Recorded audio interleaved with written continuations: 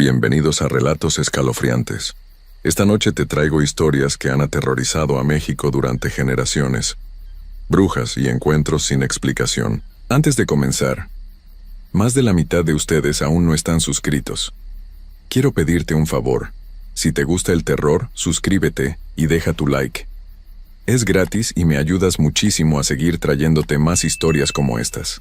Ahora sí, comencemos. Hay cosas que uno no puede explicar con la lógica.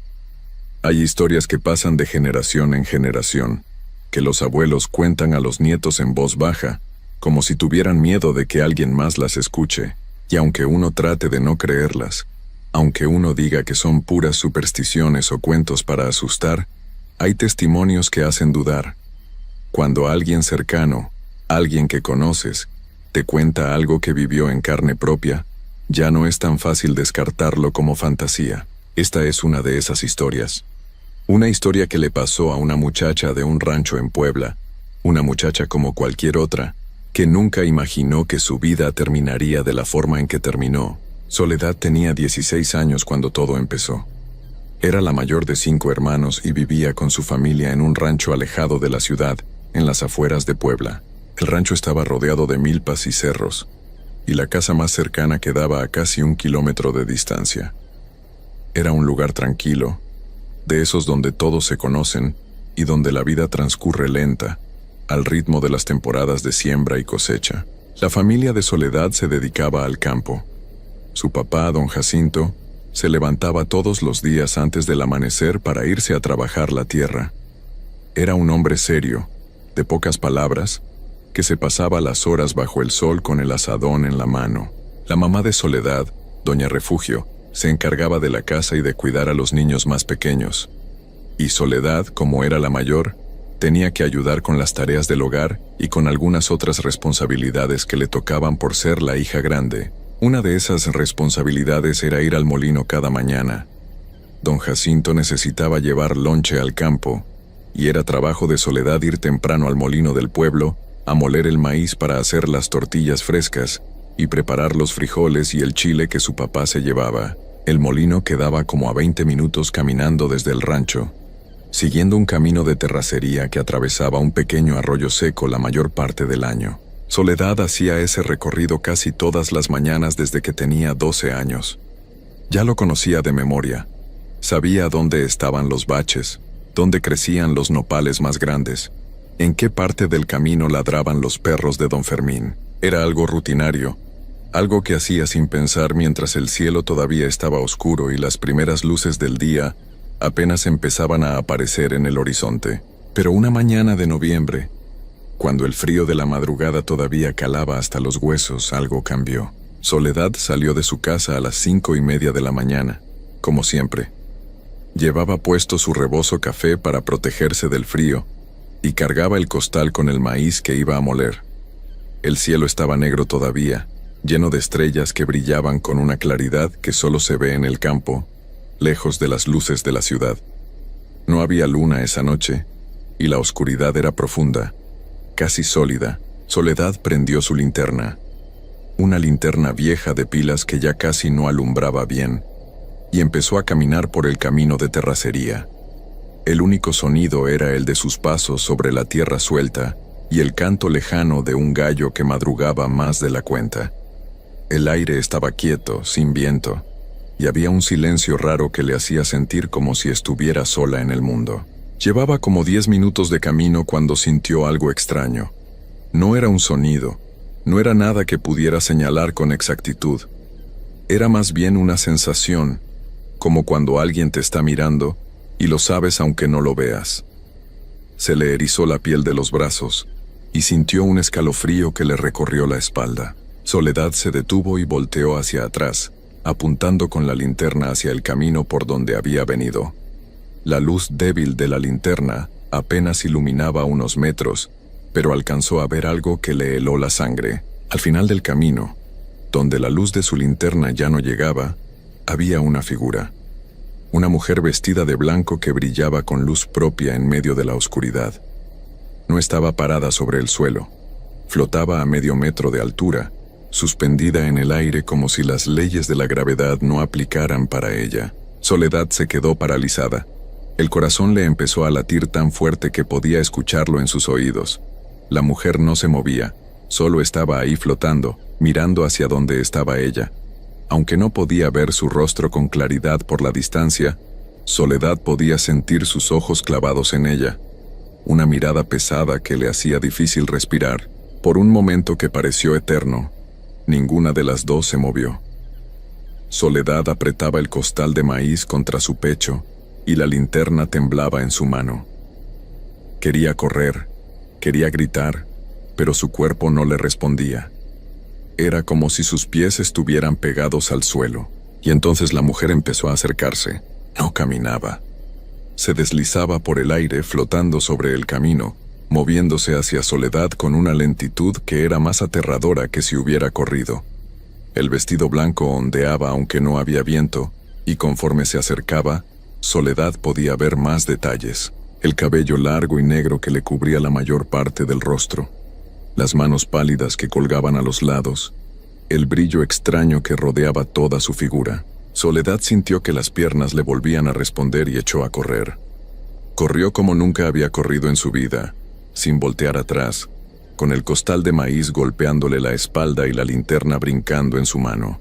Corrió hasta que le dolieron los pulmones, hasta que las piernas le temblaron del esfuerzo, hasta que por fin vio las primeras casas del pueblo y las luces amarillas de los focos en los postes. Cuando llegó al molino estaba sudando a pesar del frío, respirando agitado, con el corazón todavía latiendo desbocado.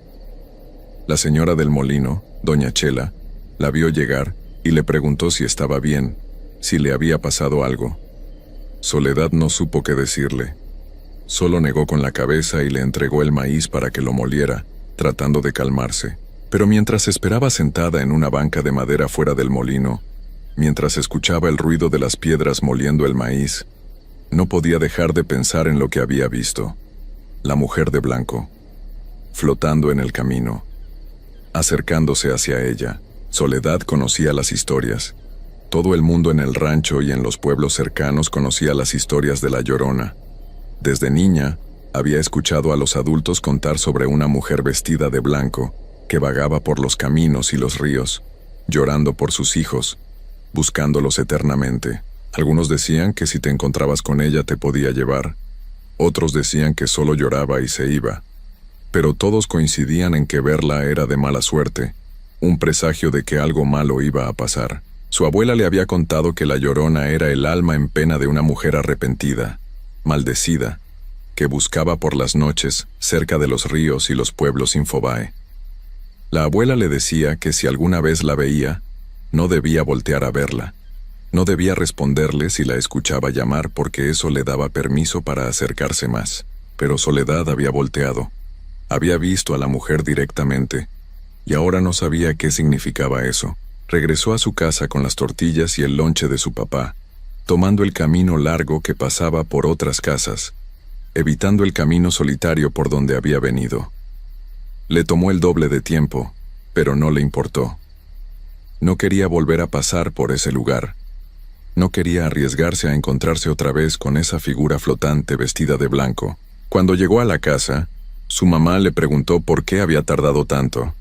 Soledad le dijo que se había entretenido platicando con doña Chela, una mentira que le salió fácil porque no quería preocupar a su mamá.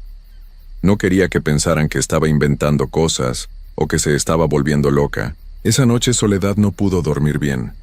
Cada vez que cerraba los ojos veía la figura blanca flotando en la oscuridad.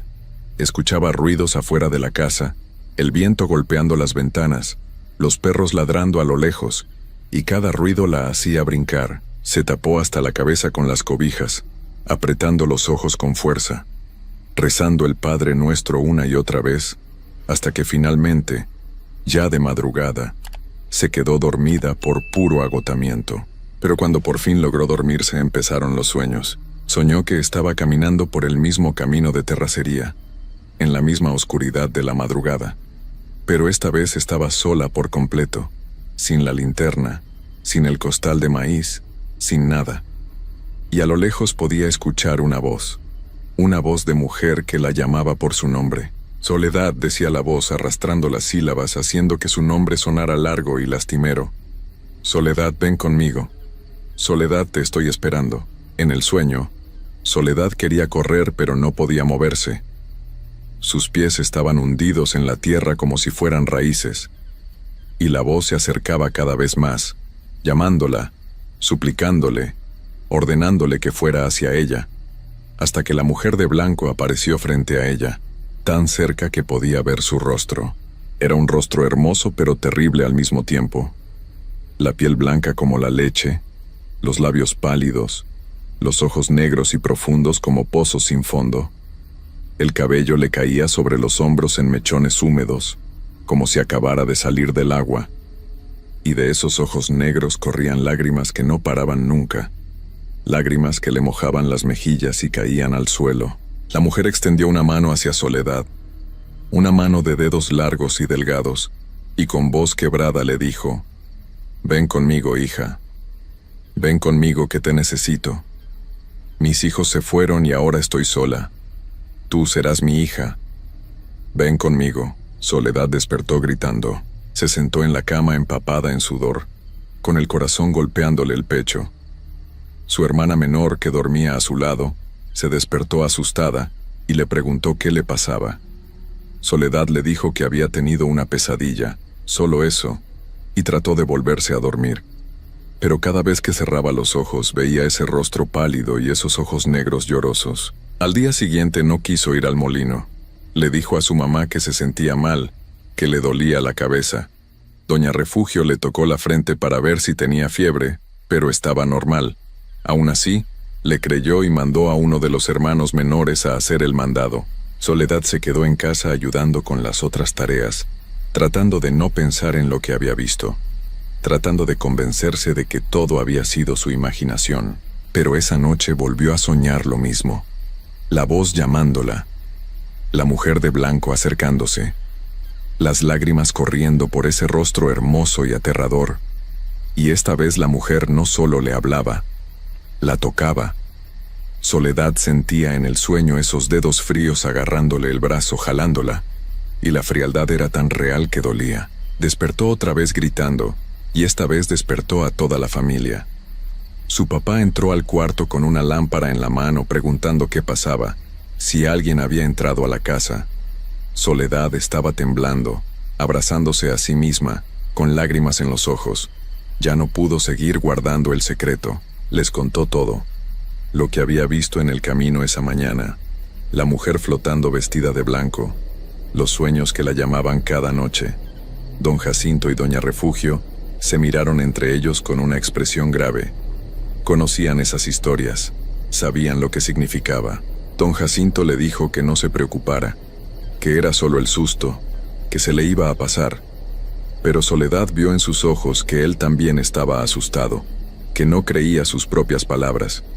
Doña Refugio sacó un rosario y lo puso bajo la almohada de Soledad, y le dijo que rezara antes de dormir, que eso la iba a proteger. Pero el rosario no sirvió de nada. Esa noche Soledad volvió a soñar con la mujer. Y la siguiente noche también. Y la siguiente. Cada noche el sueño era más intenso, más real. La voz más fuerte, más insistente. La mujer más cerca. Las manos más frías cuando la tocaban. Soledad dejó de dormir por miedo a los sueños.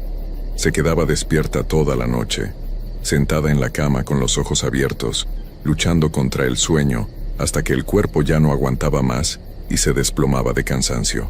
Empezó a cambiar. Las ojeras se le marcaron profundas bajo los ojos.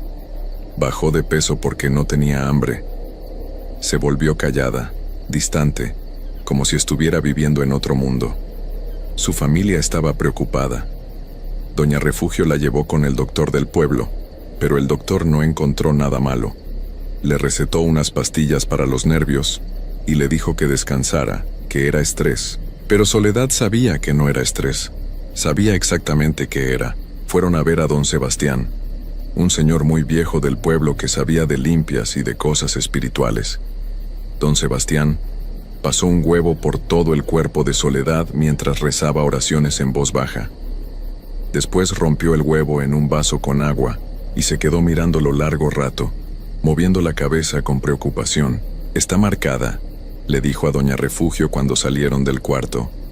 Algo la está llamando, algo que quiere llevársela. Puedo hacer una limpia más fuerte, puedo darles hierbas para que las quemen en la casa, pero no les voy a mentir. Cuando algo así te marca, es difícil quitártelo de encima. Muy difícil. Hicieron la limpia, quemaron las hierbas, pusieron sal en todas las puertas y ventanas de la casa, colgaron ajos en las esquinas, rezaron rosarios todas las noches en familia. Pero nada funcionaba. Los sueños seguían, cada vez peores. Soledad empezó a escuchar la voz incluso cuando estaba despierta. A veces en medio del día, cuando estaba ayudando a su mamá a lavar la ropa o a preparar la comida, escuchaba ese susurro en su oído. Soledad, ven conmigo.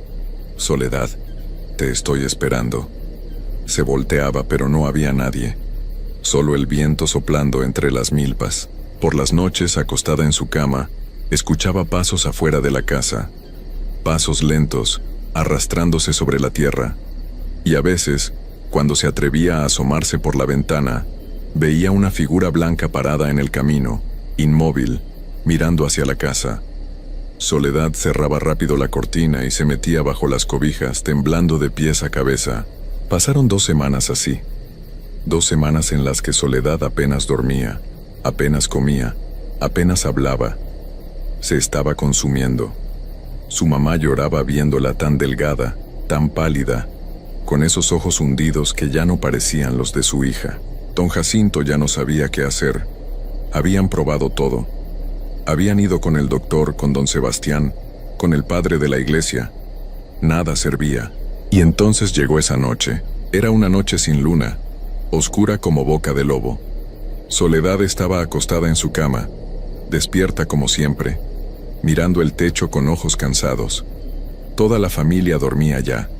Se escuchaban los ronquidos de su papá desde el cuarto de al lado y la respiración tranquila de sus hermanos pequeños. De repente, Soledad escuchó la voz más clara que nunca. Ya no era un susurro lejano. Era como si alguien estuviera parado junto a su cama, hablándole directamente al oído. Soledad, ven, es hora. Te he estado esperando, ven conmigo ahora. Soledad sintió algo que nunca había sentido antes. Una necesidad profunda, casi física, de levantarse y salir. No era que quisiera hacerlo. Era como si algo dentro de ella, algo que no controlaba, le ordenara moverse. Sus piernas se movieron solas. Se levantó de la cama sin hacer ruido, como si fuera un títere jalado por hilos invisibles. Caminó hacia la puerta de la casa. Su mano se extendió hacia el picaporte. Una parte de su mente gritaba que se detuviera, que regresara a la cama, que pidiera ayuda. Pero esa parte era pequeña, débil, ahogada por la voz que la llamaba y la necesidad de obedecer. Abrió la puerta. Afuera, parada en medio del camino, estaba la mujer de blanco. Ahora Soledad podía verla con perfecta claridad a pesar de la oscuridad. Era como si la mujer brillara con luz propia, una luz pálida y enfermiza que iluminaba su rostro y su vestido. Las lágrimas corrían por sus mejillas como siempre, cayendo al suelo sin hacer ruido. La mujer le extendió los brazos, como una madre que espera abrazar a su hija.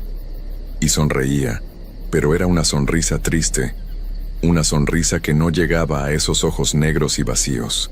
Ven, hija mía, dijo la mujer. Ya esperé suficiente, ahora vienes conmigo. Serás mi compañía en esta soledad eterna. Soledad empezó a caminar hacia ella, sus pies descalzos sobre la tierra fría, el camisón blanco ondeando con una brisa que no existía. Caminaba lento pero sin detenerse, acercándose cada vez más a la figura que la esperaba con los brazos abiertos. Cuando Soledad estuvo lo suficientemente cerca, la mujer la abrazó. Y el frío de ese abrazo era como nada que pudiera existir en este mundo. Era el frío de la muerte misma, un frío que calaba hasta los huesos, hasta el alma.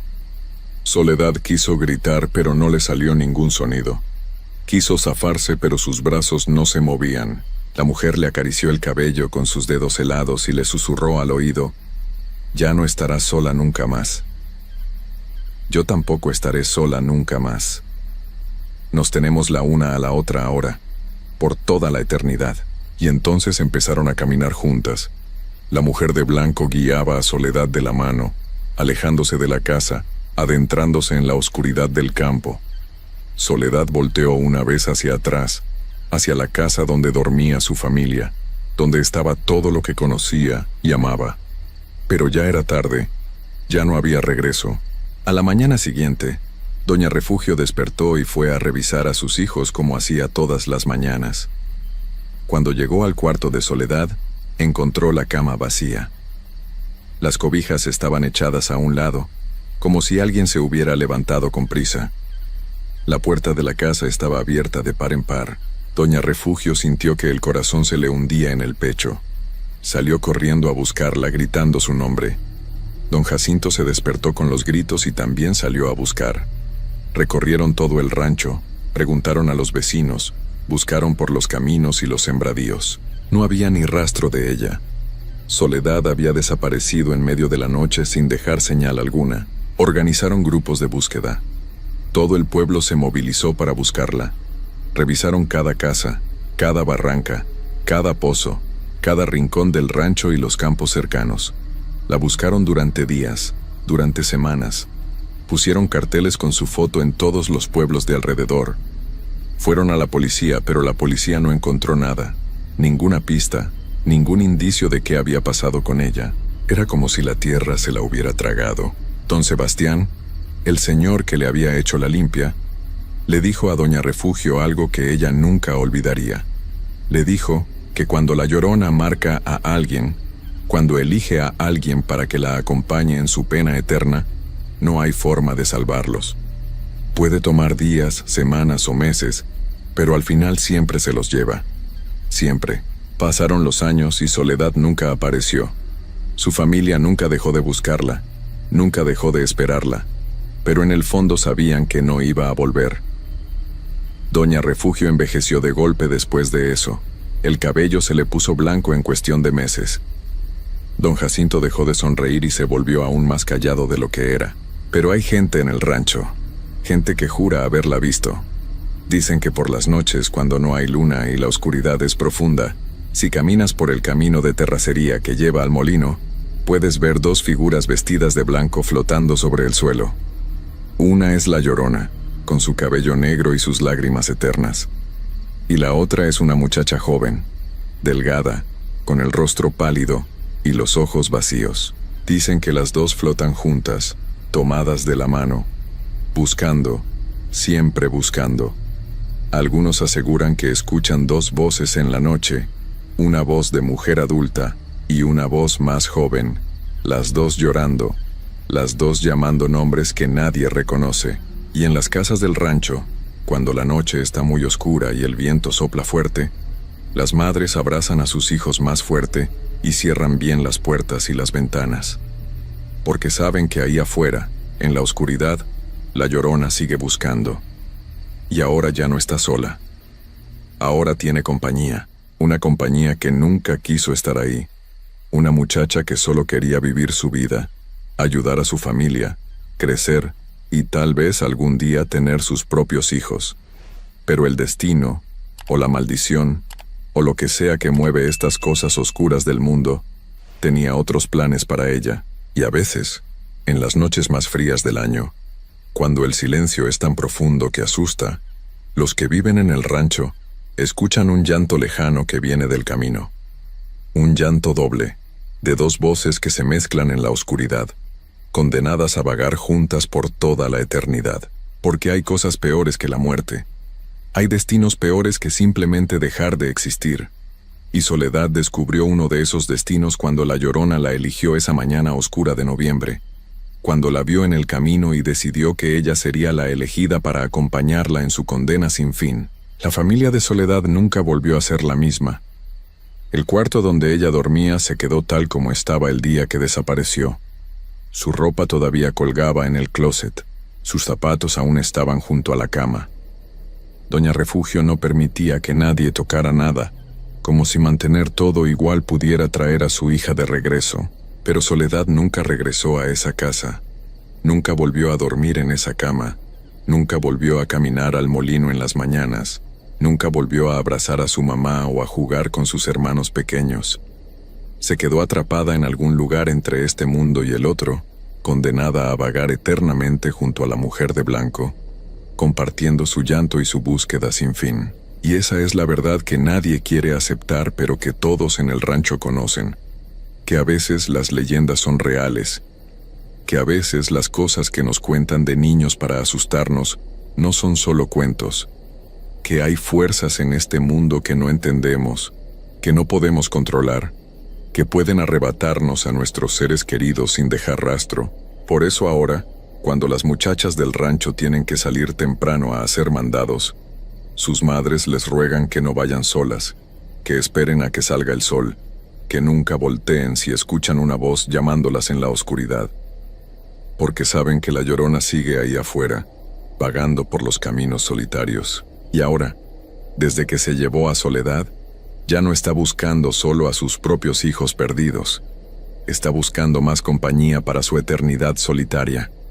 Está buscando a otras muchachas que puedan compartir su condena, su llanto interminable, su existencia vacía entre los vivos y los que ya no están. Así termina la historia de Soledad, la muchacha del rancho en Puebla que desapareció una noche oscura de noviembre y nunca volvió. Una historia que su familia guarda con dolor, que el pueblo cuenta en voz baja, que se ha convertido en otra leyenda más para asustar a los niños. Pero para quienes la conocieron, para quienes la vieron consumirse durante esas 2 semanas antes de desaparecer, para quienes han escuchado ese llanto doble en las noches sin luna, no es solo una leyenda. Es la prueba de que hay cosas en este mundo que no tienen explicación, que no tienen solución, que no tienen esperanza. Y si alguna vez te encuentras caminando solo por un camino oscuro y escuchas una voz que te llama por tu nombre, no voltees, no respondas, solo corre. Porque puede ser que la Llorona te haya elegido. Y si te elige, ya no hay escapatoria, no hay esperanza, solo la oscuridad eterna. Hay momentos en la vida donde uno se da cuenta de que el mundo no funciona como creemos. Momentos donde las cosas que siempre pensamos que eran cuentos o supersticiones resultan ser tan reales que nos cambian para siempre. Y lo más aterrador es que muchas veces, cuando te das cuenta de la verdad, ya es demasiado tarde para hacer algo al respecto. Esta es la historia de una mujer que aprendió esa lección de la forma más dolorosa que existe. Una historia que pasó hace algunos años en un pueblo del centro de México. Una historia que la gente del lugar todavía cuenta en voz baja, con miedo de que al hablar de ella puedan atraer la misma desgracia. Marta vivía en un pueblo pequeño en el estado de Guanajuato, de esos pueblos donde las casas son de adobe y las calles todavía son de empedrado. Era un lugar tranquilo, donde todos se conocían desde niños, donde las tradiciones se mantenían vivas y donde las historias de aparecidos se contaban con naturalidad, como si fueran parte de la vida cotidiana. Marta tenía 24 años y estaba casada con Roberto, un hombre bueno que trabajaba en una fábrica en la ciudad cercana y regresaba al pueblo solo los fines de semana. La casa donde vivían era sencilla, heredada de los abuelos de Roberto. Quedaba en la orilla del pueblo, justo donde terminaban las casas y empezaban los campos de maíz. Detrás de la casa corría un arroyo pequeño que en tiempo de secas casi no llevaba agua, pero que en temporada de lluvia se llenaba y hacía un ruido constante que se escuchaba desde la cocina. Marta estaba embarazada de 7 meses. Era su primer bebé y ella estaba feliz, aunque también nerviosa como todas las mujeres primerizas. Se pasaba los días preparando la ropita del bebé, lavando y doblando las camisitas pequeñas que le habían regalado en el baby shower, acomodando los pañales en el cuarto que sería del niño. Roberto le había pintado el cuarto de un azul suave porque el doctor les había dicho que era varón. Ya hasta tenían elegido el nombre. Se iba a llamar Carlitos, como el abuelo de Roberto. Todo iba bien. El embarazo había sido tranquilo, sin complicaciones. Marta se sentía fuerte, llena de esperanza y de planes para el futuro. Pero todo cambió una noche de agosto. Una noche donde la lluvia empezó a caer con una fuerza que nadie esperaba. Era un jueves. Roberto estaba en la ciudad trabajando y no iba a regresar hasta el sábado. Marta estaba sola en la casa, algo a lo que ya estaba acostumbrada. Había cenado temprano, un caldito de pollo que le había llevado su mamá, y se había puesto a ver la televisión mientras tejía una cobijita para el bebé. Afuera la lluvia había empezado suave, solo unas gotas, pero conforme pasaban las horas se fue haciendo más fuerte hasta convertirse en un aguacero que golpeaba el techo de lámina con un ruido ensordecedor. Marta apagó la televisión porque con tanto ruido no se escuchaba nada. Se quedó sentada en el sillón tejiendo, escuchando el repiqueteo de la lluvia y los truenos que retumbaban en la distancia. Le gustaba la lluvia, siempre le había parecido relajante, pero esa noche había algo diferente en el ambiente, algo que no podía explicar. Una sensación extraña en el pecho, como un peso, como si el aire se hubiera vuelto más pesado. Eran casi las 11 de la noche cuando escuchó los perros. En el pueblo había muchos perros callejeros que andaban sueltos por las calles, y normalmente ladraban de vez en cuando, peleándose entre ellos o ladrándole a los gatos. Pero ese ladrido era diferente. No era un ladrido de pelea ni de que hubieran visto a un extraño. Era un ladrido de miedo puro, de terror, un aullido desesperado que le puso la piel de gallina. Marta dejó de tejer y se quedó escuchando. Los perros seguían ladrando cada vez más fuerte, cada vez más desesperados. Y no era solo un perro. Eran varios, tal vez todos los perros de la calle, ladrando al mismo tiempo como si estuvieran viendo algo que los aterraba. Se levantó del sillón con dificultad, poniéndose una mano en la espalda baja que le dolía por el peso del embarazo. Caminó hacia la ventana de la sala y corrió un poco la cortina para ver afuera. La lluvia caía tan fuerte que apenas se podía ver la calle. Los charcos en el empedrado brillaban con la luz del único farol que había en esa esquina. Los perros seguían ladrando como locos, pero no podía verlos por ningún lado. Entonces algo la hizo voltear hacia la puerta. Un instinto, una corazonada, algo que le dijo que tenía que salir a ver qué estaba pasando. No era lógico salir con esa lluvia, estando embarazada, pero la curiosidad era más fuerte. Agarró el rebozo que tenía colgado junto a la puerta, se lo puso sobre la cabeza para protegerse de la lluvia, y abrió. El aire frío y húmedo le pegó en la cara. La lluvia salpicaba el pequeño portal de la casa. Los perros seguían ladrando en algún lugar cercano, pero no se veían. Marta salió al portal y miró hacia la calle, entornando los ojos para ver mejor en la oscuridad. Y entonces la vio. Al final de la calle, donde terminaba el alumbrado público y empezaba la pura oscuridad del campo, había una figura. Una mujer vestida completamente de blanco que brillaba en medio de la lluvia. Pero no estaba caminando por la calle, estaba flotando. Sus pies no tocaban el suelo empedrado.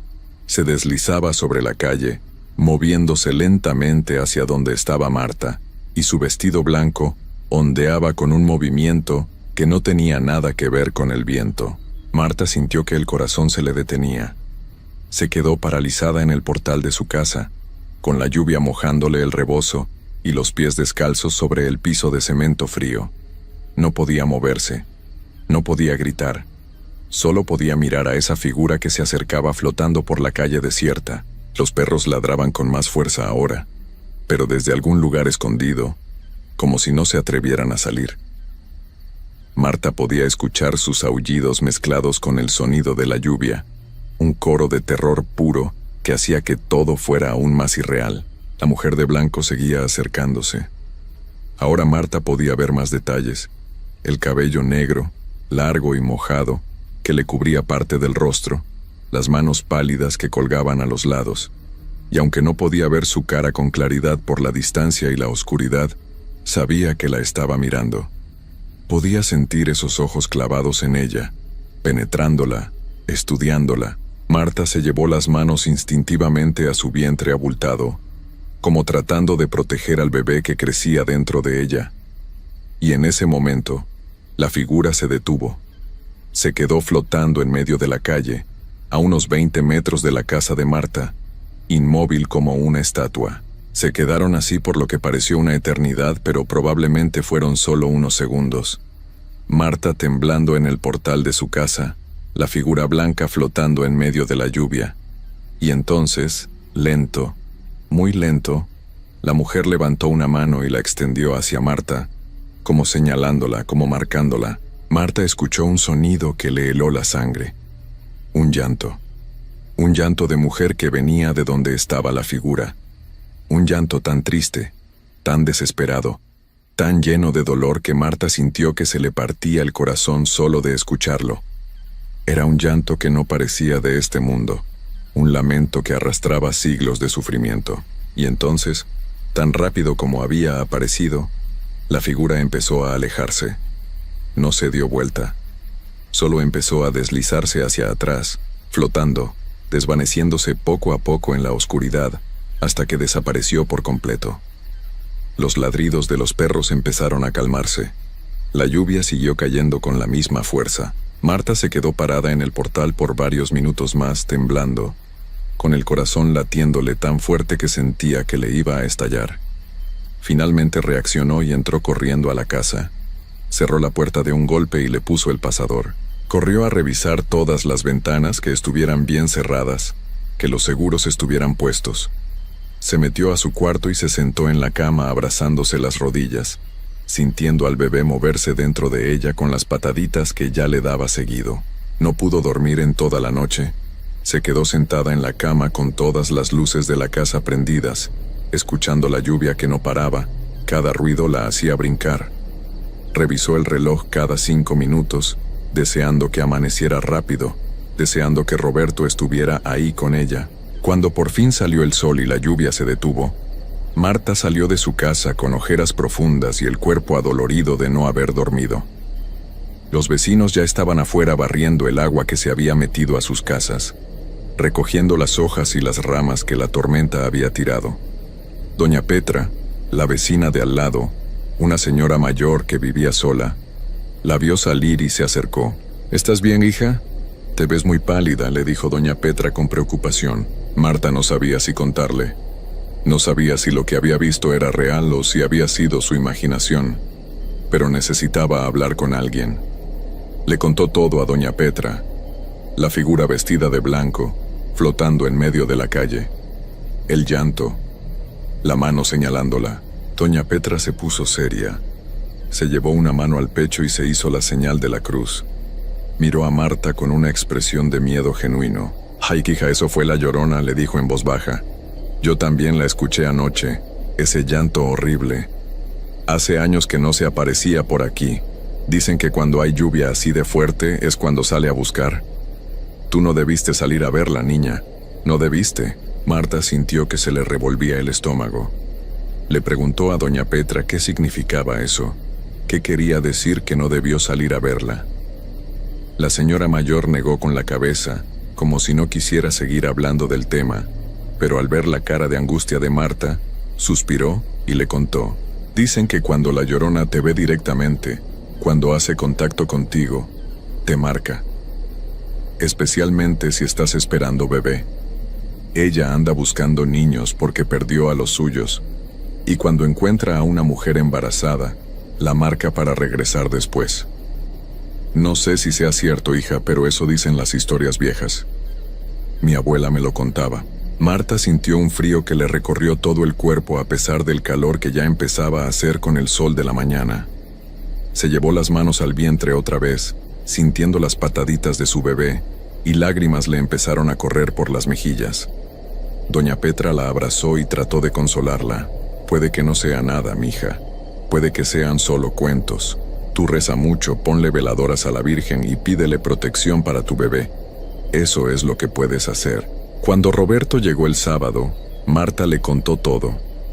Roberto era un hombre práctico que no creía mucho en esas cosas, pero al ver lo asustada que estaba su esposa, trató de tomarla en serio. Le dijo que seguramente había sido alguien del pueblo haciendo una broma pesada, alguien disfrazado tratando de asustar a la gente, pero cuando salió a preguntarles a los vecinos, varios le dijeron que ellos también habían escuchado el llanto esa noche, que los perros habían estado ladrando como locos, que algo raro había pasado. Roberto se quedó más callado después de eso. Trajo agua bendita de la iglesia y roció toda la casa. Puso estampitas de la Virgen de Guadalupe en todas las puertas y ventanas. Le dijo a Marta que no se preocupara, que él la iba a proteger, que iba a proteger a su bebé. Los meses pasaron. Agosto se convirtió en septiembre, septiembre en octubre. El embarazo de Marta llegó a su fin. A principios de noviembre, una madrugada, empezaron las contracciones. Roberto la llevó corriendo al hospital del pueblo. Después de 8 horas de labor, Carlitos nació. Era un bebé hermoso, gordito, de mejillas rosadas, con mucho cabello negro. Lloraba fuerte, con unos pulmones sanos que llenaban de alegría a toda la familia. Marta lo cargó por primera vez y sintió un amor tan grande que pensó que el corazón se le iba a salir del pecho. Todas las preocupaciones, todos los miedos que había tenido durante el embarazo, desaparecieron en ese momento. Nada importaba más que ese bebé en sus brazos. Regresaron a casa 3 días después. La familia los recibió con una fiesta pequeña.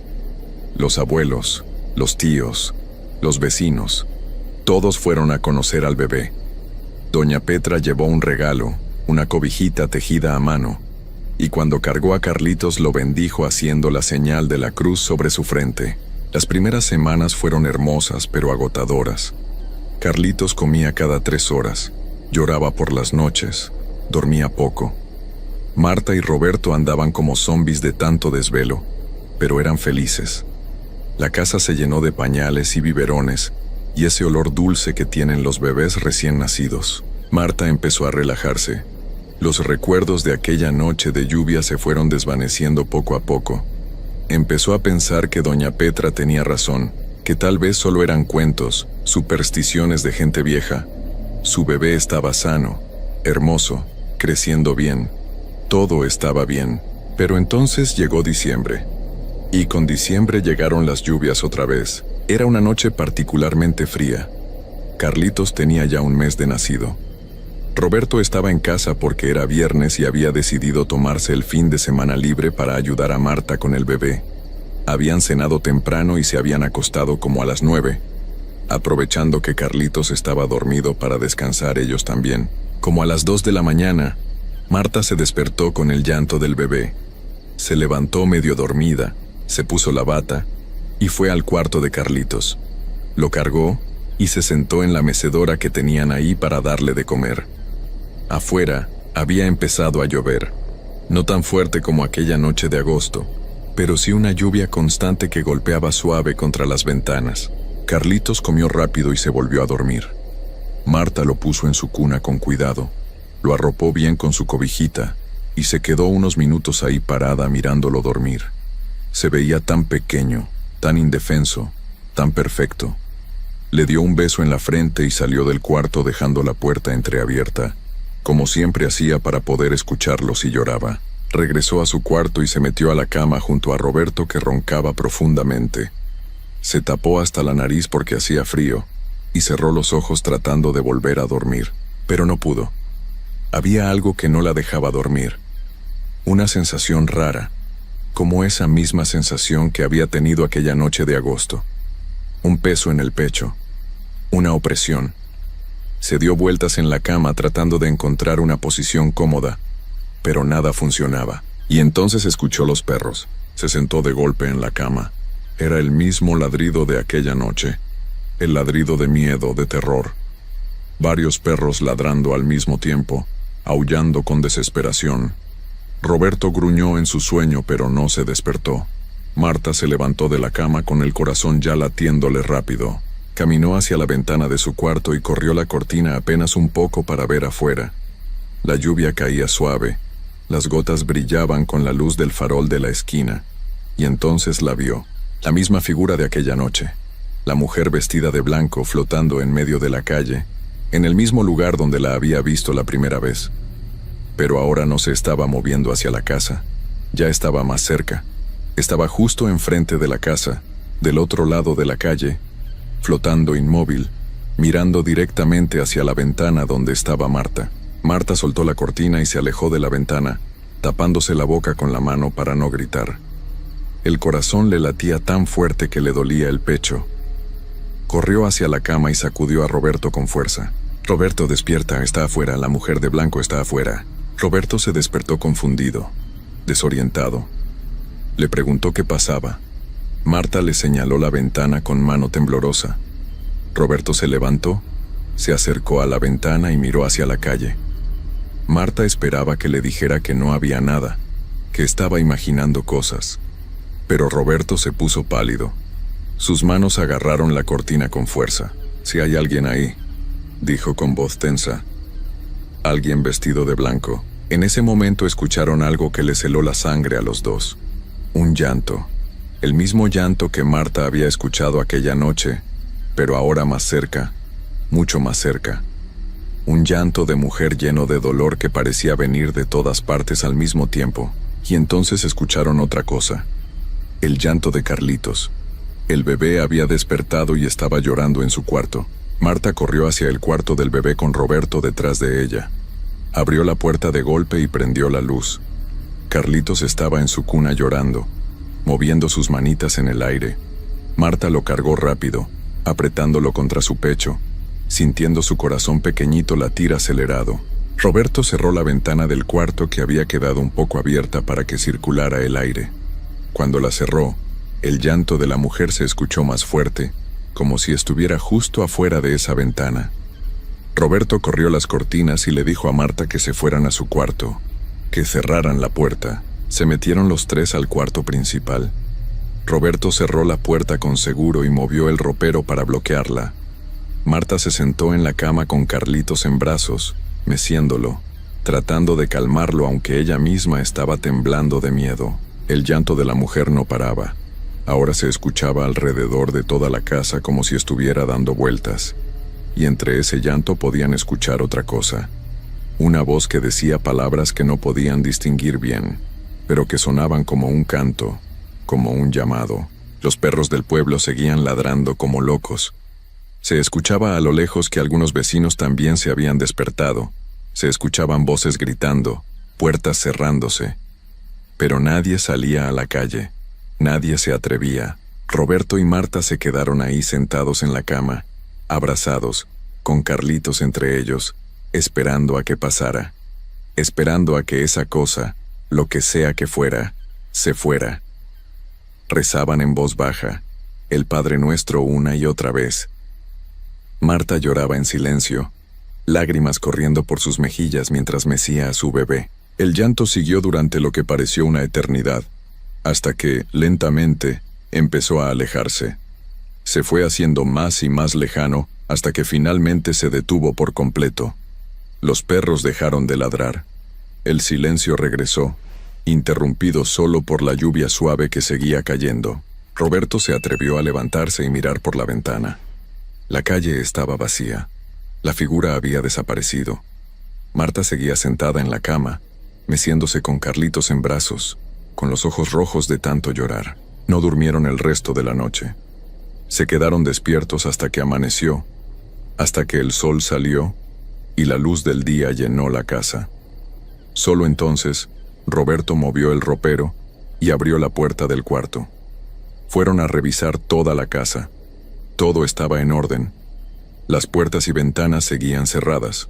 No había señales de que alguien hubiera intentado entrar, pero cuando fueron al cuarto de Carlitos, encontraron algo que les revolvió el estómago. En la ventana, del lado de afuera, había una marca de mano, una huella de mano pálida en el vidrio mojado por la lluvia, como si alguien hubiera estado ahí parado afuera, presionando la mano contra el vidrio, tratando de entrar. Ese día fueron con el padre del pueblo. Le contaron todo. El padre los escuchó con seriedad y les dijo que iba a ir a bendecir la casa. Fue esa misma tarde y roció agua bendita en todos los cuartos. Rezó oraciones de protección, puso crucifijos nuevos en las puertas. Les dijo que tuvieran fe, que mantuvieran al bebé siempre cerca, que no lo dejaran solo. Marta ya no se separaba de Carlitos ni un segundo. Lo cargaba todo el día. Dormía con él en la cama aunque los doctores decían que no era recomendable. No lo dejaba en su cuarto. Roberto empezó a faltar al trabajo para quedarse en casa con ellos. La familia venía a visitarlos seguido, a acompañarlos, pero todos sabían que algo no estaba bien. Todos sentían esa opresión en el aire cuando entraban a la casa. Los vecinos empezaron a evitar pasar por esa calle de noche. Doña Petra les llevaba veladoras y les decía que las mantuvieran prendidas todo el tiempo. Pasó una semana, luego 2. Carlitos crecía normal, comía bien, dormía bien cuando lo dejaban dormir. Pero Marta había empezado a tener pesadillas.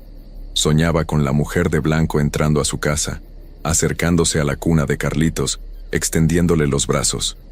Despertaba gritando, bañada en sudor. Roberto también había cambiado. Había dejado de sonreír. Andaba todo el día tenso, vigilante, brincando con cualquier ruido. Había comprado un bat de béisbol que mantenía junto a la puerta, aunque en el fondo sabía que de nada iba a servir contra algo así. Llegó la tercera semana de diciembre. Una noche donde la lluvia empezó a caer más fuerte que nunca. Era viernes otra vez. Roberto había llegado temprano del trabajo porque el mal tiempo estaba empeorando. Cenaron en silencio. Ninguno de los dos quería hablar de lo que los dos estaban pensando. A las 8 de la noche acostaron a Carlitos. Lo pusieron en su Moisés en el cuarto principal, junto a la cama de ellos. Marta se acostó sin quitarse la ropa, lista para levantarse en cualquier momento. Roberto se quedó sentado en una silla junto a la puerta, con el bat en las manos, vigilando. La lluvia caía con fuerza golpeando el techo. Los truenos retumbaban cada vez más cerca, y entonces, a las 11 de la noche, empezaron los ladridos. Marta se sentó en la cama. Roberto se puso de pie agarrando el bat con fuerza. Los perros ladraban con ese terror que ya conocían tan bien. Y entonces escucharon el llanto, más fuerte que nunca, tan cerca que parecía que estaba dentro de la casa. Marta cargó a Carlitos, que había despertado con el ruido. El bebé lloraba asustado. Roberto corrió a revisar que todas las puertas y ventanas estuvieran cerradas. Todo estaba cerrado. Pero el llanto seguía. Venía de todas partes. De las paredes, del techo, del piso. Y entonces las luces de la casa parpadearon y se apagaron. La oscuridad los envolvió por completo. Solo se escuchaba la lluvia, los truenos, el llanto de la mujer y el llanto de Carlitos. Roberto prendió su celular para tener algo de luz. Con esa luz tenue vio que Marta estaba pálida como un papel, abrazando a su bebé temblando. El llanto de la mujer se hizo más fuerte, y entonces escucharon pasos lentos arrastrándose por el pasillo de la casa, pasos que se acercaban a su cuarto. Roberto apuntó la luz del celular hacia la puerta. La perilla empezó a moverse. Alguien estaba tratando de abrir desde afuera. «Vete de aquí», gritó Roberto con voz temblorosa. «En el nombre de Dios, vete». La perilla dejó de moverse.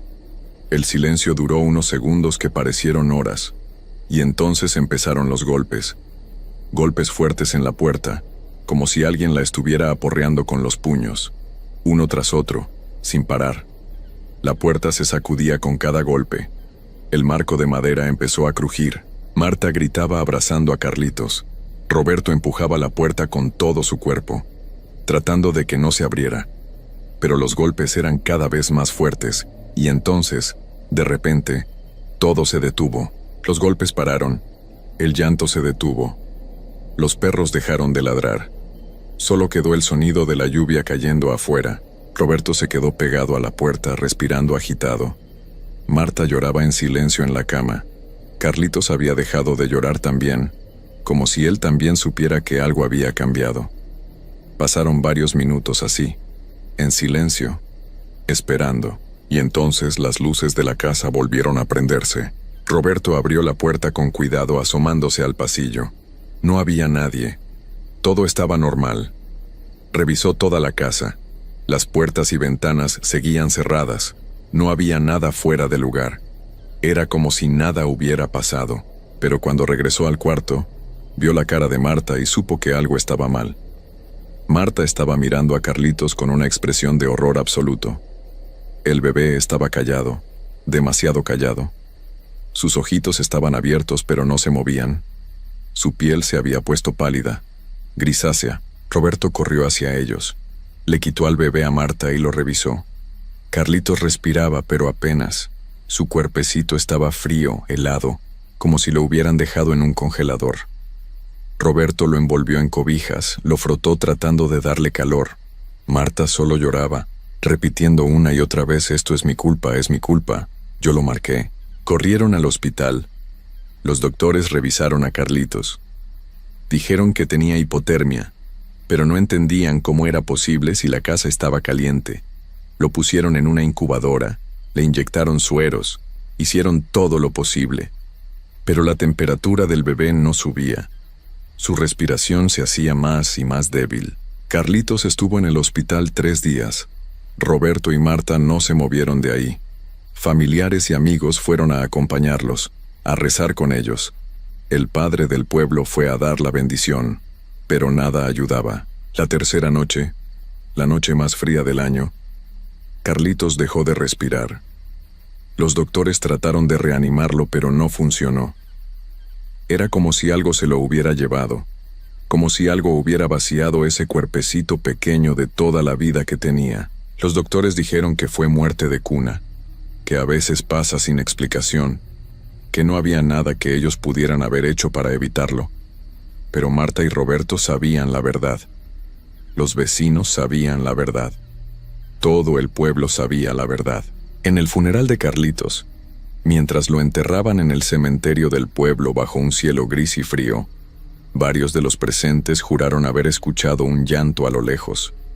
Un llanto de mujer que se llevaba el viento. Marta nunca se recuperó. Dejó de hablar casi por completo. Se la pasaba sentada en el cuarto que había sido de Carlitos, mirando la cuna vacía, acariciando la ropita que nunca iba a usar. Roberto trató de ser fuerte por los dos, pero él también se estaba rompiendo por dentro. 6 meses después se mudaron del pueblo. No podían seguir viviendo en esa casa, en ese lugar lleno de recuerdos y de dolor. Vendieron todo y se fueron a vivir a la ciudad, tratando de empezar de nuevo, tratando de olvidar. Pero hay cosas que no se olvidan. Hay pérdidas que te cambian para siempre. Y hay culpas que te persiguen sin importar a dónde vayas. Marta nunca volvió a quedar embarazada. Nunca quisieron intentarlo de nuevo. El miedo era demasiado grande. La herida demasiado profunda. La casa donde vivían quedó abandonada. Nadie la quiso comprar. Nadie quería vivir ahí. Todavía hoy sigue vacía, con las ventanas rotas y las paredes descascarándose. Los niños del pueblo no se acercan a esa casa. Dicen que por las noches se escuchan llantos que vienen de adentro. Llanto de bebé mezclado con llanto de mujer. Y en las noches de lluvia, cuando las tormentas llegan con fuerza, la gente del pueblo cierra bien sus puertas y ventanas, abrazan a sus hijos más fuerte, rezan con más fervor, porque saben que ella sigue ahí afuera. La Llorona, vagando por las calles oscuras, buscando, siempre buscando, y cuando marca a alguien, cuando elige a un niño, no hay forma de salvarlo. No importa cuánto reces, no importa cuánto te escondas, al final, siempre regresa a reclamar lo que quiere, porque hay cosas en este mundo que no se pueden explicar, hay fuerzas que no se pueden combatir, y hay destinos que no se pueden cambiar, sin importar cuánto lo intentes. La historia de Marta y Carlitos se convirtió en otra leyenda más del pueblo, otra advertencia para las mujeres embarazadas, otra razón para no salir cuando llueve por la noche, otra prueba de que la Llorona es real, y que cuando te marca, ya no hay esperanza, solo queda el dolor, la pérdida, el vacío que nunca se llena, y ese llanto eterno que nunca deja de sonar en tus oídos, recordándote lo que perdiste, lo que te quitaron, lo que nunca volverás a tener.